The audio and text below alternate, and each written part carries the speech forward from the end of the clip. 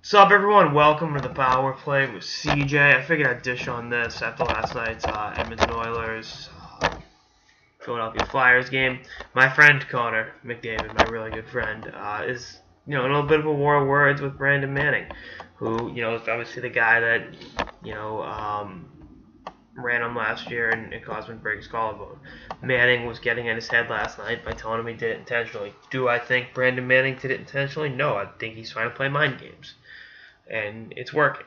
He got McDavid, who still had a goal and an assist, a little bit off his game, and helped Philly, get the win. It was actually a very good game. My thing here with McDavid and what he needs, I don't want to say what he needs to do, but don't let a scrub like Brandon Manning impact how you play the game. I mean, Brandon Manning, at the end of the day, he is what he is. He's a depth defenseman. If he's getting in the head of, arguably the league's, second best player after Crosby, then, kind of look in the mirror there. Again, I don't think he hit last year was intentional. I don't think so. But he's got that, I did it intentionally, fuck you thing. It's kind of like, I don't know if people watch the show Oz, but Beach's wife killed herself, and Schillinger, who was, the leader of the Aryan Brotherhood, was getting in Beach's head saying, I might have done it, I might not have done it. Maybe I killed her, maybe she killed herself. Ha ha ha ha. And those psychological games work in prison, and they work in the NHL as well. My next point is, if you're a Western Conference team and you're prepping for a 7-game series, potentially with Edmonton this season, I would trade for Manning. Can you imagine 7 games of him going after McDavid? Certain players get under the skin of great players. I know Steve Casper for the Bruins could do it with Gretzky.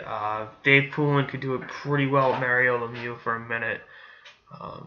Crosby's always had those little thorns in his side over the years as well. Absolute scrubs that kind of can get under their skin in their head a little bit. So was it Darian Hatcher for a while? Hatcher was at the very end of Crosby was starting out.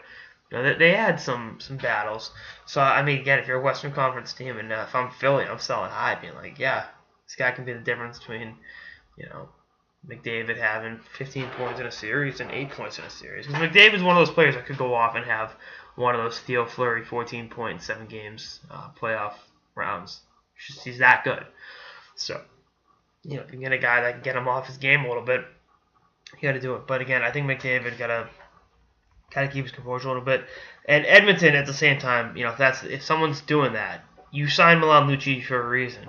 Send him over the boards and beat the shit out of him. That's why Lucic is there. At the end of the day, to be the bouncer for McDavid. Not that McDavid can't handle it himself. He's actually a pretty decent fighter in his own right.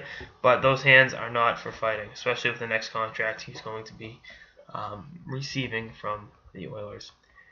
Anyway, that's all I got. Episode of the Power Play with CJ. Stay tuned for episodes throughout the season and beyond. Later, guys.